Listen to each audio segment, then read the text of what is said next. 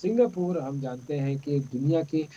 अमीर तरीन ममालिक में शामिल है और सिंगापुर बुनियादी तौर पर अपनी जो तरक्की है, उसका सफ़र जारी रखने के लिए हर मुमकिन इक़दामात कर रहा है और अब एक बड़ी इंटरेस्टिंग डेवलपमेंट हुई है सिंगापुर और ऑस्ट्रेलिया के दरमियान। हाल ही में बिजली की पैदावार से मुताल्लिक हम सब जानते हैं हमारे यहाँ पर बिजली का क्राइसिस है और आए दिन हमारे यहाँ हंगामे हो रहे होते हैं, बिजली के बिलों के हवाले से एहतजाज हो रहे होते हैं, धरने हो रहे होते हैं, लेकिन मामला किसी तौर पर सुलझता हुआ नज़र नहीं आ रहा। ऑस्ट्रेलिया की जो हुकूमत है, उसने 19 खरब डॉलर 19 खरब डॉलर का एक हैरत अंगेज़ शम्सी तवानाई का मंसूबा जो है वो मंज़ूर किया है और इसको बेसिकली कहा जा रहा है ऑस्ट्रेलिया एशिया पावर लिंक। अब ये लिंक क्या है, ये मैं आपको समझाता हूँ। ऑस्ट्रेलिया एशिया पावर लिंक इस मंसूबे का नाम है और ये जो मंसूबा है, ये 6 गीगावाट रिन्यूएबल एनर्जी ये प्रोड्यूस करने के लिए तैयार है और उसमें बिजली का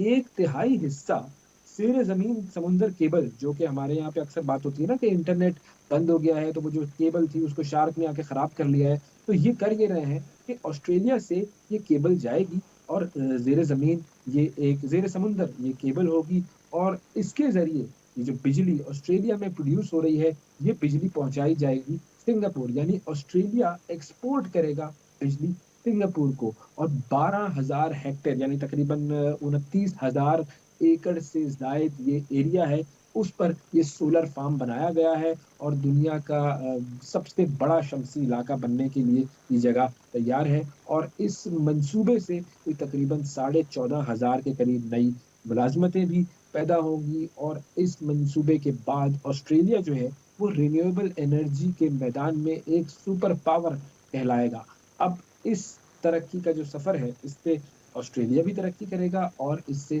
सिंगापुर भी तरक्की करेगा और ये बेसिकली मंसूबा जो है ये 2030 तक मुकम्मल किया जाएगा और सिंगापुर की तवानाई की ज़रूरत का तकरीबन 15% हिस्सा इस एनर्जी से आएगा जो कि सिंगापुर इम्पोर्ट करेगा ऑस्ट्रेलिया से। अब आप देखेंगे ये कितना एक इन्होंने बड़ा ज़बरदस्त किस्म का डायनामिक सिस्टम के बारे में सोचा है और उसको इम्प्लीमेंट करने की तरफ ये जा रहे हैं, जबकि हम अभी तक ये सोच रहे हैं कि हमारे आईपीपीज़ का हमारा क्या होगा, हमारे रेंटल पावर प्लांट्स, हमारे हम डैम्स बनाएँ या ना बनाएँ, हम जो है वो किस तरीके से अपना इलेक्ट्रिसिटी क्राइसिस जो है उसको डील करें और हमारे पास इस क्राइसिस का कोई सॉल्यूशन सामने नहीं आ रहा। लेकिन हम ये जानते हैं कि हमारे पास एक बहुत बड़ा एरिया है जिसको हम सोलर एनर्जी की प्रोडक्शन के लिए इस्तेमाल कर सकते हैं, विंड एनर्जी की प्रोडक्शन के लिए इस्तेमाल कर सकते हैं, लेकिन हम कब ये काम करेंगे, ये सबसे बड़ा सवाल है, जिसका मेरे पास तो कोई जवाब नहीं है। आपके पास अगर इसका जवाब हो, तो हमारे सोशल मीडिया पर ज़रूर कमेंट करके बताइएगा।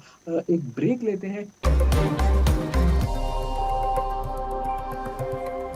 Welcome back. ब्रेक के बाद एक मर्तबा फिर वर्ल्ड वाइड में खुशामदीद कहते हैं आपको। अब 2 सिनेरियोज़ मैं आपके सामने रखता हूँ। सबसे पहले हम नज़र डालते हैं बांग्लादेश पर। बांग्लादेश में इस वक़्त शदीद सैलाब है और तकरीबन 3 लाख लोग ऐसे हैं जिन्होंने इमरजेंसी शेल्टर्स में पनाह ली हुई है और इस सैलाब से तकरीबन 45 लाख अफ़राद मुतासिर हुए हैं और जो अमवात हुई हैं इस सैलाब में अब तक, वो 13 लोगों के हवाले से ये खबर आई है कि 13 अमवात हो गई हैं, 45 लाख अफ़राद जो हैं वो इस सैलाब से मुतासिर हुए हैं। ढाका और जो जनूब-मशरिकी साहिली शहर है बांग्लादेश का चिटागोंग, उसके दरमियान ज़मीनी राब्ता जो है वो भी मुनक़ता हो गया है और एक वसी आबादी ज़ेर-ए-आब आ गई है, आबादियाँ पानी में डूब गई हैं और ये मामला इस तरह हुआ है कि कई रोज़ से ये सिलसिला चल रहा था और सैलाब ने अब शिद्दत इख्तियार कर ली है। दूसरी तरफ अगर हम भारत की बात करें तो भारत में मुसलसल 4 रोज़ बारिशों के बाद दरियाओं में तूफ़यानी तो ये एक तरफ हमने आपको ये सिनेरियो दे दिया। अब दूसरा सिनेरियो मैं आपको देता हूँ पाकिस्तान का। पाकिस्तान में पानी तेज़ी से कम हो रहा है। ये खबर हमारे लिए नहीं है कि पाकिस्तान में पानी कम हो रहा है, क्यों हो रहा है इसकी वजह हम जानेंगे, इसका सॉल्यूशन क्या है, हम इसके लिए क्या कर सकते हैं। ये मामला ज़ाहिर है एक बहुत संगीन मामला है। सेनेट की जो कायमा कमेटी है बराए मौसमियाती तब्दीली, उसका इजलास हुआ सेनेटर शेरी रहमान साहिबा की ज़ेर सदारत और उसमें वज़ारत मौसमियाती तब्दीली ने हुकूमत को जो ब्रीफिंग दी, उसमें उन्होंने कहा कि जी पानी कम हो रहा है और ज़ाहिर है इस इजलास में भी हुई और मौसमियाती तब्दीली है जो काम कर रहा है, उसके हवाले से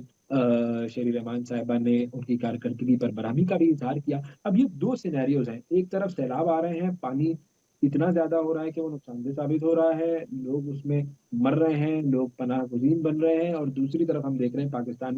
में पानी नहीं है। हसन अब्बास साहब हमारे साथ मौजूद हैं, एनवायरमेंटल एक्सपर्ट हैं, उनसे हम बात करते हैं दोनों सिनेरियोज़ के हवाले से। अस्सलाम जी, वालेकुम अस्सलाम। मैं चाहूँगा कि अगर थोड़ा-सा आप हमें इलैबोरेट कर सकें। सबसे पहले हम जो बांग्लादेश का जो सैलाब है, उसके हवाले से बात करते हैं कि ये सैलाबी सूरत-ए-हाल जो है वो इतनी संगीन और इतनी शदीद कैसे हो गई? बांग्लादेश जो है बेसिकली वो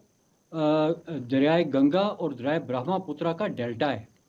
और ये डेल्टा पे बना हुआ पूरा मुल्क है। और इधर तो ये दोनों बहुत बड़े दरिया हैं, ब्रह्मपुत्र और गंगा। तो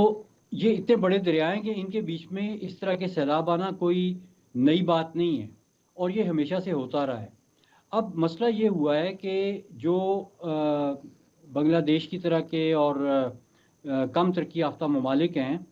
उन्होंने अपनी जो लॉन्ग टर्म प्लानिंग है उसमें कभी भी उस तरीके से अपनी प्लानिंग की ही नहीं है कि वो इन डिज़ास्टर्स के लिए अपने आप को इस तरीके से तैयार करें कि जब ये डिज़ास्टर आएँ तो इस कदर तबाही ना मचे। क्योंकि इकॉनमी इन मुल्कों की इतनी अच्छी नहीं होती, प्लानिंग इतनी अच्छी नहीं होती, जिसकी वजह से वो लॉन्ग टर्म प्रोजेक्ट्स जो हैं वो नहीं कर सकते। और उसकी वजह से आबादी बहुत ज़्यादा बढ़ जाती है, और लोग दरियाओं के करीब आके बैठ जाते हैं, और सैलाब के रास्ते में बैठ जाते हैं, पानी के रास्ते में बैठ जाते हैं, जिसकी वजह से जिस वक्त सैलाब आता है दरिया में, तो दरिया का तो रास्ता जो है ये आज नहीं बना, ये तो पता नहीं कितने हज़ारों लाखों साल से दरिया इधर चल रहे हैं। तो जी। आज आपको जो साइंस है वो आपको इस चीज़ पे जो है वो कुदरत देती है कि आप अपने जो एनवायरनमेंट है उसको मुकम्मल तौर पे समझ सकें, बेहतर तौर पे समझ सकें, उसका एनालिसिस कर सकें, और उन जगहों की निशानदेही कर सकें जो दरियाओं के रास्ते हैं, जिनके बीच में ना तो लोगों को आके बैठना चाहिए, ना वहाँ पे बड़ी बड़ी इन्वेस्टमेंट्स होनी चाहिए, इस तरह की इन्वेस्टमेंट्स जिनसे जो कि पानी से जिनको नुकसान पहुँचे। और आप अपनी जो प्रॉपर फ्लड मैनेजमेंट है और फ्लड अडेप्टेशन है, उसके हिसाब से आप अपने आप को तैयार करें। क्योंकि अगर पहले एक बड़ा सैलाब जो है वो से कि 10-20 साल में आता था, तो अब उसकी जो है ये क्लाइमेट चेंज की वजह से उसकी जो आने की है फ्रीक्वेंसी, वो ज़्यादा बढ़ गई है। मतलब अब आपको जो सैलाब पहले 20 साल में एक दफ़ा आता था, उतना बड़ा शायद अब हर 5 साल में एक दफ़ा आएगा, हर तीसरे साल आएगा। तो आपने अब अपने आप को अडॉप्ट करना है इस क्लाइमेट चेंज regime के साथ।